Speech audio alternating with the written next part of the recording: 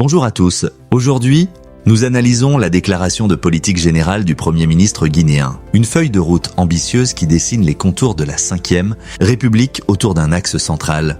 Le programme Cimando 2040.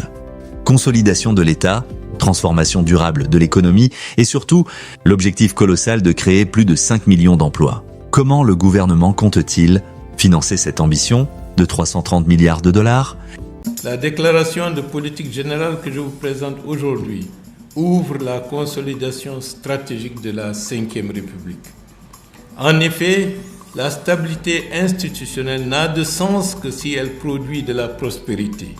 La croissance n'a de légitimité que si elle devient inclusive. Les ressources naturelles n'ont de valeur politique que lorsqu'elles bonifient le capital humain et améliorent la compétitivité pays. Enfin, les projets publics n'ont de sens que s'ils permettent le bien-être de chaque citoyen guinéen. C'est précisément dans cette perspective de souveraineté économique et la transformation durable que s'inscrit le programme Cimando 2040, dont la loi plan 2026-2040, adoptée par votre institution le 5 mars 2026, traduit la volonté politique forte de bâtir une Guinée résiliente, inclusive et prospère. Le moment est venu à présent de passer de la mémoire de l'action accomplie à l'organisation rigoureuse de l'avenir. Gouverner dans la séquence historique qui s'ouvre, c'est ordonner l'action de l'État autour d'une vision, hiérarchiser les priorités, sécuriser les financements, mobiliser les compétences nationales et garantir qu'à chaque décision corresponde un résultat mesurable. C'est dans cet esprit que le gouvernement a structuré son action. Notre doctrine est de consolider l'État, élever le capital humain, transformer l'économie, moderniser le territoire, protéger les équilibres macroéconomiques, renforcer la justice sociale, sécuriser la République et projeter la Guinée dans les nouvelles dynamiques régionales et mondiales. Le programme Cimando 2040 porte une ambition de transformation d'une ampleur inédite dans l'histoire économique de notre pays. Il projette une croissance moyenne de 10,3% par an, un produit intérieur brut porté à 152 milliards de dollars à l'horizon 2040 contre environ 35 milliards aujourd'hui, ainsi que la création de plus de 5 millions d'emplois.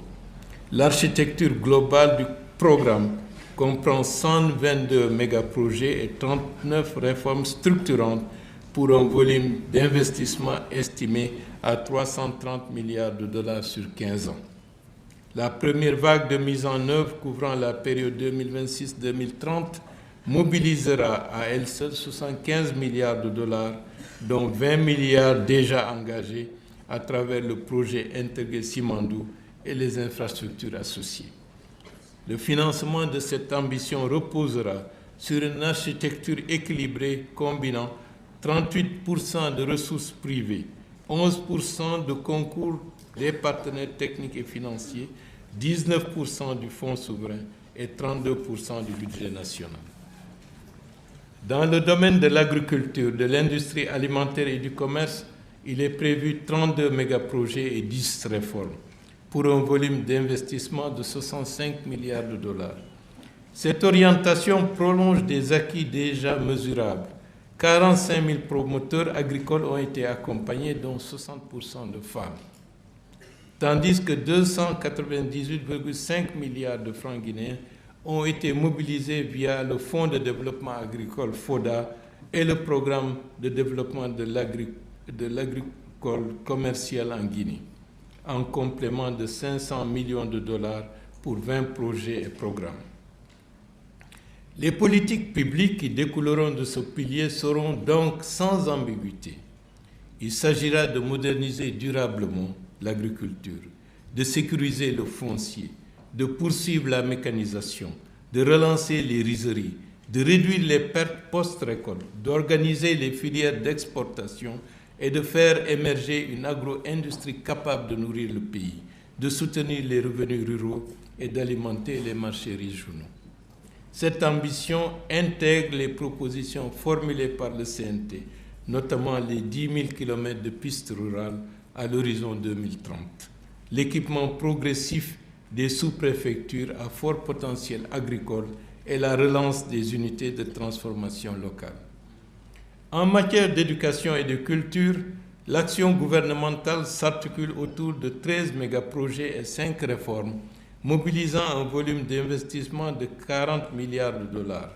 Elle prévoit notamment l'affectation de 20% des recettes de la compagnie du Transguinéen CTG et de 5% des revenus miniers au secteur éducatif, la construction d'universités régionales, le développement des programmes de bourse ainsi que le renforcement du transfert de compétences. Cette orientation repose sur une conviction claire: la richesse minérale d'un pays ne prend tout son sens que lorsqu'elle se transforme durablement en intelligence, en savoir, en culture et en mobilité sociale. Les acquis déjà enregistrés permettent d'asseoir cette ambition. La bourse étudiante a été portée de 100 000 à 500 000 francs guinéens. La politique nationale de recherche et d'innovation a été adoptée. L'Agence nationale de financement et de valorisation a été créée et le taux de publication scientifique en revue internationale a atteint 94,1%. Dans l'enseignement technique et professionnel, des écoles régionales d'arts et métiers ont été ouvertes, des formateurs recrutés et outillés, et la digitalisation des concours et de la gestion des stages a été engagée. La politique publique qui découlera de ce pilier visera à aligner définitivement la formation sur les besoins réels de l'économie nationale.